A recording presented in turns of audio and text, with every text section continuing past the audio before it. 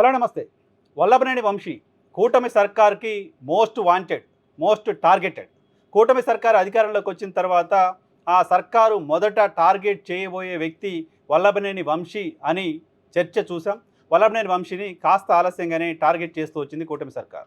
నా కుటుంబ సభ్యుల్ని అంటే ఊరుకుంటానా? ఇప్పుడు ఏం చేస్తున్నారో చూస్తున్నారు కదా! అంటూ నారా లోకేష్ ఇటీవల వ్యాఖ్యలు చేయడం కూడా చూసాం. నారా లోకేష్ కుటుంబ సభ్యులపైన వల్లభనేని వంశీ చేసిన వ్యాఖ్యలు కేసు పెట్టడానికి పనికిరానివనో, కేసు పెట్టడానికి సంబంధించిన ఆధారాలు లేవనో, లేకపోతే కారణం ఏంటో తెలీదు కానీ, మిగతా కేసుల్లో మరికొన్ని ఫ్యాబ్రికేటెడ్ కేసుల్లో వల్లభనేని వంశీని అరెస్ట్ చేసి జైలుకు పంపించారు అని వైఎస్ఆర్ కాంగ్రెస్ పార్టీ నేతలు చెప్తున్నారు. వల్లభనేని వంశీ దాదాపు 4 నెలల పాటు జైల్లో ఉన్నారు. కొంతమందిని ప్రలోభపెట్టారు, బెదిరించారు, భయభ్రాంతులకు గురి చేశారు, కిడ్నాప్ చేశారు అంటూ ఆయన పైన ఆరోపణ చేసి ఆ కేసులో ఆయన్ని జైలుకు పంపించారు. ఆ కేసులో ఆయన్ని జైలుకు పంపించి నా కుటుంబ సభ్యులను తిట్టారు కాబట్టి ఇప్పుడు ఎక్కడ పెట్టానో చూడండి అంటూ నారా లోకేష్ మాట్లాడడం చూసాం. సో ఆయన్ని 4 నెలలు జైల్లో పెట్టిన తర్వాత వల్లభనేని వంశీ అనారోగ్య కారణాలతో ఇబ్బందులు పడుతున్న సందర్భంలో కూడా ఆయనకు జైల్లో సరైన వైద్య సదుపాయాలు అందకుండా చేశారు. ఆయనకు జైల్లో వైద్య సదుపాయాలు అందకుండా చేయడం మాత్రమే కాదు, పోలీస్ స్టేషన్కు విచారణకు పిలిచిన సందర్భంగా ఆయన అనారోగ్యంగా ఉన్నప్పటికీ కూడా పోలీసులు ఆయనతో వ్యవహరించిన తీరు చాలా దుర్మార్గంగా ఉంది అంటూ వల్లభనేని వంశీ కుటుంబ సభ్యులు మీడియాతో మాట్లాడడం చూసాం. సో 4 నెలల పాటు ఆయన జైల్లో ఉన్నారు. ఆ తర్వాత కోర్టు బెయిల్తో బయటకు వచ్చారు. బయటకు వచ్చిన తర్వాత కూడా కొద్ది కాలం ఆయన మౌనంగానే ఉన్నారు. పార్టీకి సంబంధించిన కార్యక్రమాల్లో పెద్దగా పార్టిసిపేట్ చేయలేదు. కానీ ఇటీవల ఒక 2 నెలలుగా వల్లభనేని వంశీ యాక్టివ్ అయ్యారు. వల్లభనేని వంశీ యాక్టివ్ అయ్యారు. పార్టీ నాయకుల్ని, కార్యకర్తల్ని కలుస్తున్నారు. నియోజకవర్గంలో పర్యటనలు చేస్తున్నారు. నియోజకవర్గంలో మంచి చెడు కార్యక్రమాలు ఏమైనా ఉంటే వెళ్ళి అటెండ్ చేస్తున్నారు. రాజకీయపరమైన ఉపన్యాసాలు ఎక్కడ ఇవ్వలేదు. ఎక్కడ మీడియాకు వచ్చో ఇంకెక్కడో ఇంటర్వ్యూలు ఇచ్చి ఈ ప్రభుత్వం పైన ఒక్క విమర్శ ఈ క్షణానికి చేయలేదు. ఆయన ఇంకా మౌనం పాటిస్తూనే ఉన్నారు. బహుశా అది వ్యూహాత్మక మౌనమేమో తెలియదు. ఆయన మౌనం పాటిస్తూనే కార్యకర్తల్ని కలిసే ప్రయత్నం చేస్తూ వస్తున్నారు. కార్యకర్తలకు నేనున్నాను, నేను మీతోటే ఉంటాను అనే ఒక భరోసానిచ్చే ఇచ్చే ప్రయత్నం చేస్తున్నారు. నిజానికి కూటమి సర్కార్ అధికారంలోకి వచ్చిన తర్వాత వల్లభనేని వంశీ అరెస్ట్ని కాంక్షించిన తెలుగుదేశం పార్టీకి సంబంధించిన క్యాడర్ కూడా ఈరోజు వల్లభనేని వంశీ పైన ఒక సాఫ్ట్ కార్నర్ బిల్డ్ అయింది. కూటమి సర్కార్ వల్లభనేని వంశీ పట్ల వ్యవహరించిన తీరు చూసిన తర్వాత గన్నవరం నియోజకవర్గంలో ప్రస్తుత ఎమ్మెల్యే పనితీరుపైన, ప్రస్తుత ఎమ్మెల్యే చుట్టూ ఉన్న వ్యక్తులు చేస్తున్న కార్యక్రమాలపైన కూడా తీవ్రమైన వ్యతిరేకత ఉంది. వంశీ ఎమ్మెల్యేగా ఉన్న సమయంలో నియోజకవర్గంలో అవినీతికి సంబంధించి, నియోజకవర్గానికి సంబంధించిన కార్యకర్తలు, నియోజకవర్గంలో వేధింపులకు సంబంధించి పెద్దగా విమర్శలు లేవు. కానీ ప్రస్తుత ఎమ్మెల్యే పైన అనేక విమర్శలు తెలుగుదేశం పార్టీకి సంబంధించిన నాయకులు, కార్యకర్తలే చేస్తూ వస్తున్నారు. సో ఇప్పుడు వల్లభనేని వంశీ గడిచిన 1-2 నెలలుగా యాక్టివ్ అయ్యారు. వైసీపీ అధినేత జగన్మోహన్ రెడ్డిని కలిశారు. జగన్మోహన్ రెడ్డి బెంగళూరు నుంచి వస్తున్న సందర్భంగా ఎయిర్పోర్ట్కి వెళ్ళి ఆయన రిసీవ్ చేసుకోవడం కోసం వెళ్తున్నారు. కంటిన్యూస్గా ఆయన కనపడుతున్నారు. పార్టీ యాక్టివిటీస్లో ఆయన కొంచెం యాక్టివ్ అయినట్టుగా కనపడుతోంది. సో ఆయన యాక్టివ్ అయినట్టుగా కనపడుతోంది. నియోజకవర్గంలో పర్యటనలు చేస్తున్నారు. నియోజకవర్గంలో ఇటీవల మర్లపాలెం అనే ఒక విలేజ్లో వల్లభనేని వంశీ పర్యటన చేసిన సందర్భంగా అక్కడ ఆయనతో కొంతమంది వెళ్ళి ఆయనతో కలిసి ఫోటోలు దిగారనే కారణంతో స్థానిక తెలుగుదేశం పార్టీకి సంబంధించిన నాయకులు వల్లభనేని వంశీతో ఫోటోలు దిగిన వ్యక్తులపైన దాడులు చేశారు. సో దాడులు చేసిన వాళ్ళని పరామర్శించడం కోసం వల్లభనేని వంశీ మళ్ళీ ఆ ఊరికి వెళ్ళి వాళ్ళని పరామర్శించే సందర్భంగా అక్కడకు వల్లభనేని వంశీ వచ్చారని తెలిసి ఆయన కలిసేందుకు వెళ్ళిన మరో 2 స్థానికులపైన తెలుగుదేశం పార్టీకి సంబంధించిన నాయకులు వంశీ అక్కడి నుంచి వెళ్ళిపోయిన తర్వాత మళ్ళీ వాళ్ళపైన దాడి చేశారు. రక్తాలు వచ్చేలా కొట్టారు వాళ్ళు. ఇది వైఎస్ఆర్ కాంగ్రెస్ పార్టీకి సంబంధించిన నాయకులు చెప్తున్నమాట. వాళ్ళపైన దాడి జరిగిన అంశానికి సంబంధించిన విజువల్స్, వాళ్ళని వల్లభనేని వంశీ పరామర్శిస్తున్న దృశ్యాలను కూడా నేను మీకు పక్కన వేసి చూపిస్తున్నాను. సో వంశీ యాక్టివ్ అవడాన్ని తెలుగుదేశం పార్టీ తట్టుకోలేకపోతుంది. వంశీ యాక్టివ్ అవుతుంటే తెలుగుదేశం పార్టీ భయపడుతోందా? తెలుగుదేశం పార్టీని వంశీ టెన్షన్ పెడుతున్నాడా? తెలుగుదేశం పార్టీకి సంబంధించిన నాయకులు, తెలుగుదేశం పార్టీకి సంబంధించిన నాయకత్వం, తెలుగుదేశం పార్టీకి సంబంధించిన ముఖ్యులు కూడా వంశీ మళ్ళీ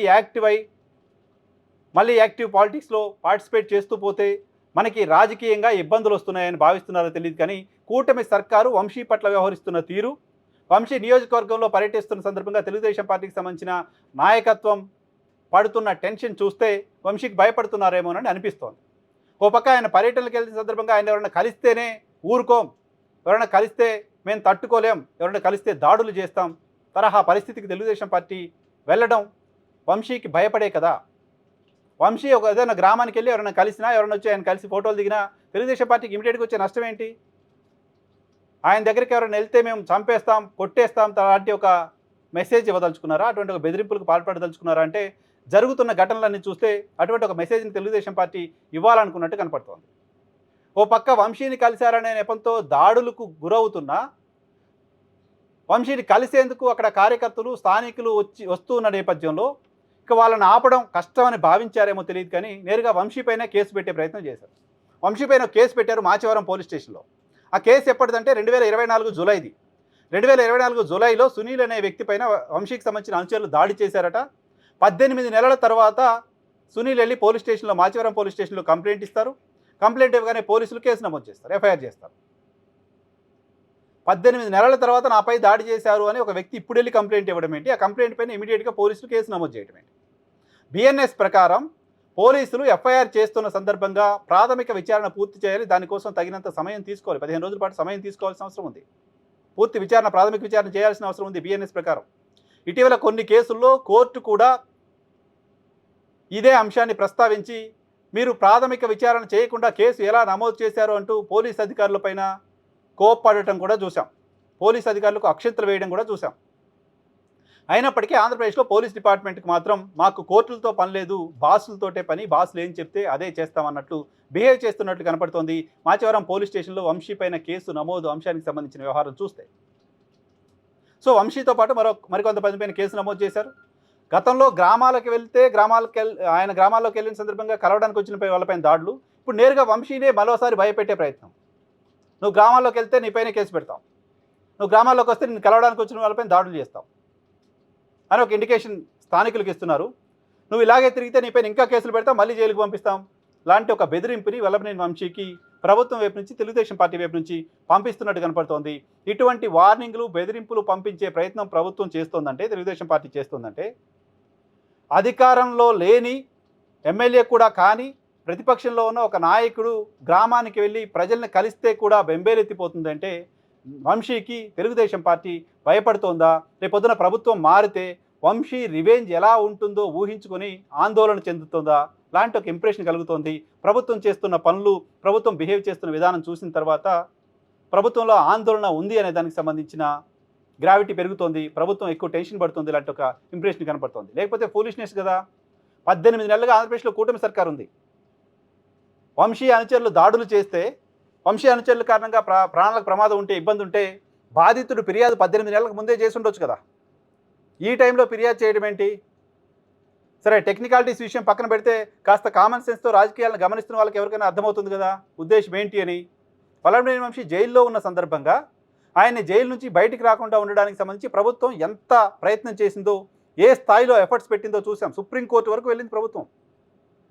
చంద్రబాబుకు సంబంధించిన అడ్వకేట్సు, చంద్రబాబు జైలుకి వెళ్ళినప్పుడు వాదించిన సీనియర్ అడ్వకేట్స్ వల్లభనేని వంశీకి బెయిల్ రాకుండా ఆర్గ్యుమెంట్స్ చేశారు.